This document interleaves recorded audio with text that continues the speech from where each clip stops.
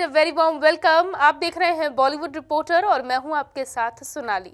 बॉलीवुड की लेटेस्ट खबरों के साथ एक बार फिर मैं हाजिर हूं। तो चलिए सबसे पहले बात करते हैं आज की बिगेस्ट हाईलाइट की।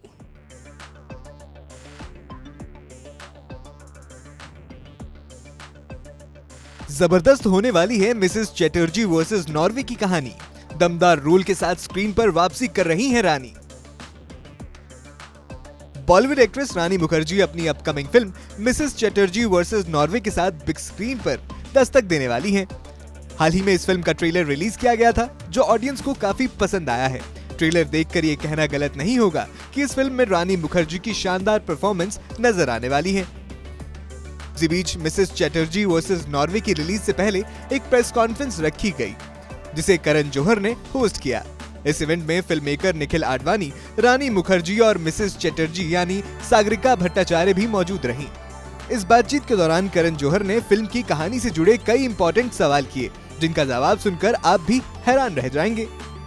आपको बता दें कि रानी मुखर्जी पिछले कई सालों से ज्यादातर अपने हस्बैंड आदित्य चोपड़ा की फिल्मों में ही नजर आती हैं।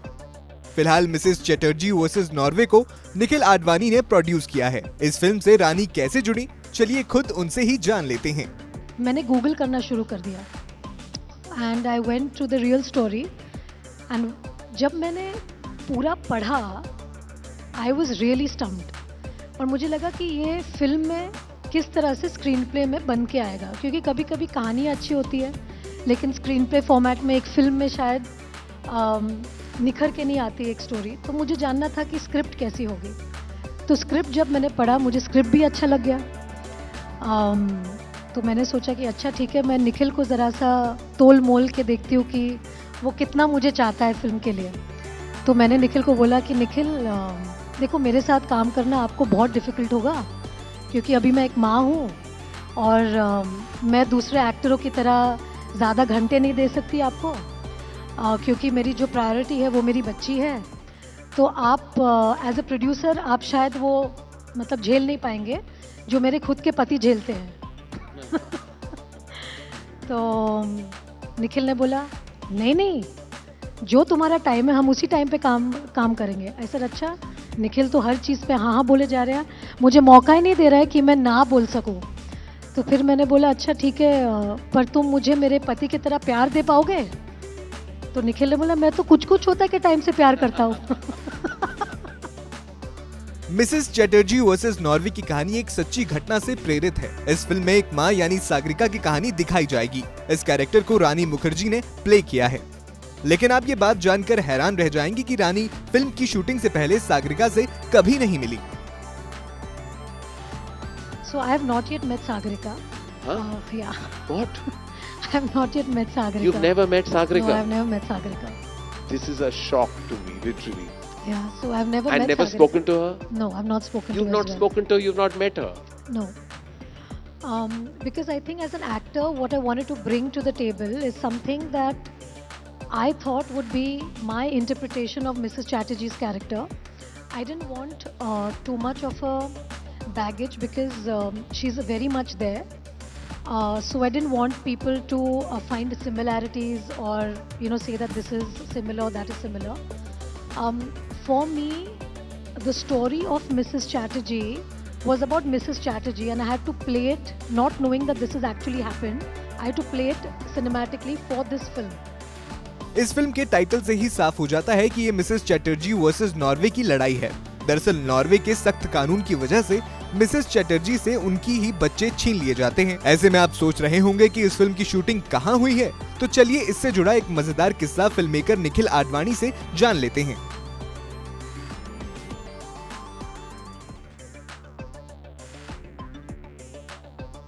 Kanan, we assume that Norway will not want us to shoot in this film over there. Yes.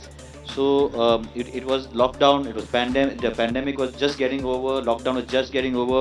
We were supposed to shoot in March. It kept moving on till August. I remember, and we finally went and shot it in Estonia. When we were going to shoot in Estonia, everything is set. We got a letter from the Norwegian High Commission saying that that was the first communication that came, saying that Norway, Mrs. Chatterjee, Mrs. Chatterjee versus Norway. We are going to Estonia to shoot Rani Mukherjee's first film outside Yash Raj. That usual kind of a press note came out, and the Norwegian High Commission calls us up and says that why are you not shooting in Norway? How? Right? Because we are completely we have freedom of expression, My second and you should come over. and shoot. shock moment of this interview. One is you've never met Sagarika, and one is that Norway themselves has reached out, where the title very Clearly, explicitly exactly. says Yeah, Mrs. Chatterjee versus Norway. Mrs Chatterjee versus Norway में पश्चिम बंगाल की रहने वाली सागरिका भट्टाचार्य की कहानी दिखाई गई है। इस इवेंट के दौरान सागरिका खुद मौजूद रहीं। उन्होंने फिल्म पर अपनी भावनाएं भी साझा की हैं। एक्चुअली जब मेरे बच्चे को उधर से उठा ले गई थी, जो रिएक्शन रानी मैम ने दिखाया, वो मेरा पुराना याद पूरा वापस आ गया।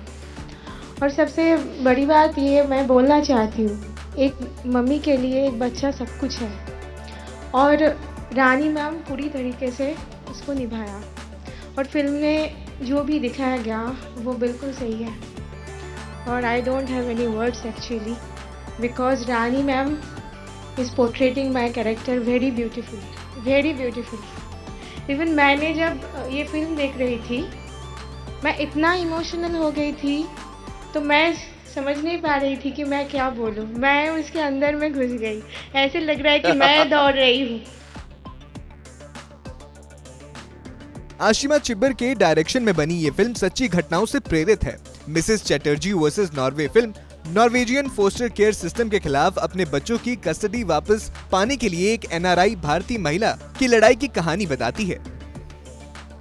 इस फिल्म में रानी मुखर्जी के अलावा जिम सरब, नीला गुप्ता और अनिबारन भट्टाचार्य लीड रोल में हैं। मिसेस चैटर्जी वर्सेस नॉर्वे रानी मुखर्जी के जन्मदिन के मौके पर 17 मार्च को रिलीज होगी। मुंबई से नवीन भारद्वाज के साथ bureau report E24।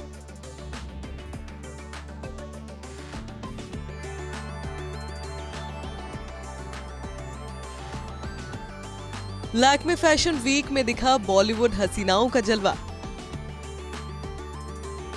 Ramp walk कर लाइमलाइट लूटती नजर आई कई बी टाउन डिवास।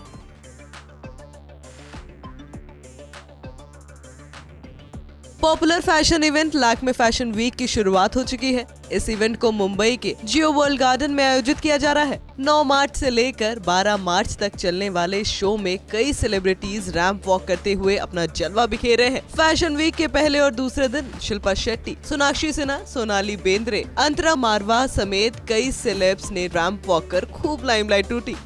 तो चलिए E24 की इस खास रिपोर्ट के जरिए लैक्मे फैशन वीक में पहुंचे स्टार्स और उनके लुक पर नजर डालते हैं। सबसे पहले बात करते हैं लैक्मे फैशन वीक में हिस्सा लेने पहुंची बॉलीवुड एक्ट्रेस शिल्पा शेट्टी की। आपको बता दें कि ब्लू कलर की स्टाइलिश ड्रेस पहने एक्ट्रेस टोन फिगर में बेहद ही ग्लैमरस लग रही थी। कॉन्फिडेंस के साथ साथ दिलकश अंदाज में शिल्पा ने एक ब्रांड के लिए रैंप वॉक किया। एक्ट्रेस का ramp walk video social media पर काफी वायरल हो रहा है। लैक्मे फैशन वीक में सोनाक्षी सिन्हा भी रैंप पर अपना जलवा बिखेरती नजर आई। Deep neck shimmery crop top और शिमरी स्कर्ट पहने एक्ट्रेस काफी खूबसूरत लग रही थी। इस दौरान सोनाक्षी को मस्ती भरे अंदाज में ठुमके लगाते भी देखा गया। वहीं अर्जुन कपूर की भाभी अंतरा मारवाह भी लैक्मे फैशन वीक में शामिल हुई। इस दौरान उन्होंने shimmery deep neckline full sleeve top के साथ स्कर्ट कैरी किया था। आपको बता दें कि अंतरा मारवाह जल्द ही मां बनने वाली है। ऐसे में उन्होंने बेबी बम्प के साथ रैंप वॉक किया। अंतरा के रैंप वॉक की तस्वीरें सोशल मीडिया पर काफी वायरल हो रही हैं। अर्जुन कपूर की बहन अंशुला कपूर भी रैंप वॉक करती नजर आई। इस दौरान अंशुला ने शीर कॉर्सेट टॉप के साथ हाई स्लिट स्कर्ट को पेयर किया। वहीं इस फैशन वीक में पहुंची सानिया मल्होत्रा ने ऑरेंज कलर के आउटफिट में रैंप वॉक पर अपना जलवा बिखेरा। इस दौरान एक्ट्रेस ने अपने स्टाइलिश लुक से फैंस का दिल जीत लिया। इनके अलावा रकुलप्रीत सिंह ने भी लैक्मे फैशन वीक में रैंप वॉक किया। एक्ट्रेस क्रॉप टॉप और फ्रंट ओपन स्कर्ट पहने काफी ग्लैमरस लग रही थी। Bureau report E24।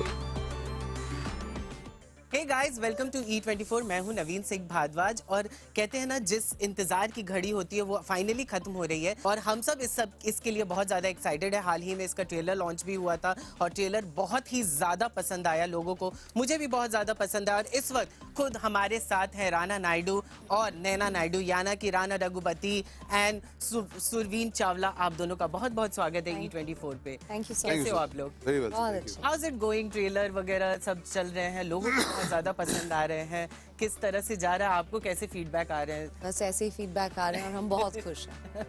ऐसे ही फीडबैक चाहिए शो के लिए भी हमें। मुझे बहुत ज्यादा पसंद आया एंड राणा मुझे सच में बहुत ज्यादा पसंद आया। वेंकटेश सर तो मुझे बहुत ज्यादा पसंद आया अगर बताया जाए तो। Fantastic. टॉकिंग अबाउट जब इस तरह के स्क्रिप्ट आते हैं तो आप कैसे मतलब फाइनलाइज करती हैं? किस तरह के स्क्रिप्ट आप इस वक्त देख रही हैं?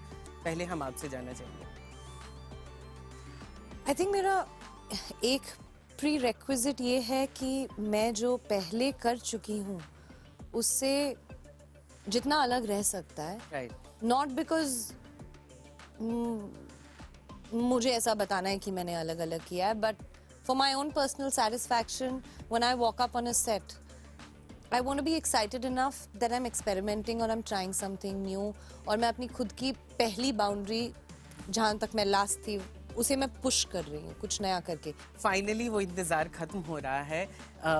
जब वेब सीरीज़ की बात आई कि हमें एक शूट करना है, वेब सीरीज़ है, लाइक क्या कुछ मन में आपके चल रहा था इसे लेकर? So first, even before I signed up for Rana Naidu, there was an intent to do shows, but I didn't know what the right story was. And say I live in Hyderabad, and there was a lot of stories that we were listening to, a lot of things that I was reading, but I didn't know whether I had enough judgment to make a call if this is the right thing to do or not. But when this came to me when Sundar came to me with this idea and had Karan Anshuman on board, was developing it. Now I knew these were filmmakers that knew what they're doing. This is a great story that's put together. And to me, what's important is every time I'm doing something, I should just find a world that is extremely new and engaging, and characters that you don't see in your everyday life, but you really find them interesting and unique. This is the most dysfunctional family I have met in my life. The Naidus. I don't know anybody else who has so many problems with each other. But yet, it's a family that's trying to somewhere be a family. Though they have so many problems, there are many of them who don't, like father and son don't talk, they don't like each other. Yet, but still, with all that madness, it's still trying to be together in some ways. Also, one more thing, I won't say like South industry or something like that. It's all like Indian film industry. So बहुत सारी unique सी कहानियाँ बाहर आ रही हैं, लेकिन अगर हम राणा नायडू से, क्योंकि इसका इंतज़ार भी बहुत टाइम से चल रहा था, बहुत बज़ भी था कि राणा रघुपति का वेब सीरीज़ आ रहा है, ऐसे लोगों को क्या एक्सपेक्टेशन है? लोग इससे क्या एक्सपेक्ट कर सकते हैं अगर आप बताएं तो? What can they expect? They can expect the craziest family drama they've ever seen in India for sure. Yeah, and it's a world that you'll enjoy because it's crime, it's celebrity, it's party, it's fashion, it's politics, it's all of that. It's things that you know and you like. It's set in a slightly hyper real world for reasons to be more entertaining, and so yeah, it'll be the first time you're seeing anything like this. Surveen, आपसे हम जानना चाहेंगे, इस series में बहुत सारे strong male characters हैं, जैसे कि राणा भी हैं, वेंकटेश सर हैं, अभिषेक है, आशीष सर हैं, there are so many actors, लेकिन नैना के किरदार में ऐसा क्या आपको स्ट्रॉन्ग लगा जो कि मतलब ऐसा क्या आगे चल के कुछ नैना का किरदार कुछ ऐसे रिवील करने वाला है, कुछ ऐसा स्ट्रॉन्ग कैरेक्टर है जिसके लिए, बिकॉज आप बहुत सेलेक्टिव रही हैं अपने प्रोजेक्ट्स को लेकर, तो क्या कुछ ऐसा था?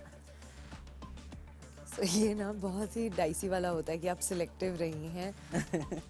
मैं सिलेक्टिव रही हूँ from the selection that is in front of me and from in front of me, just to begin with मेरे सामने जो सिलेक्शन रही है उसमें जिस प्रकार के रोल्स हैं उसमें से ऑफ कोर्स सिलेक्ट करना पड़ता है, but that's not out of मतलब डिलिबरेट चॉइस नहीं है वो कि मुझे इस तरीके के किरदार करने हैं, जिस भी तरीके के।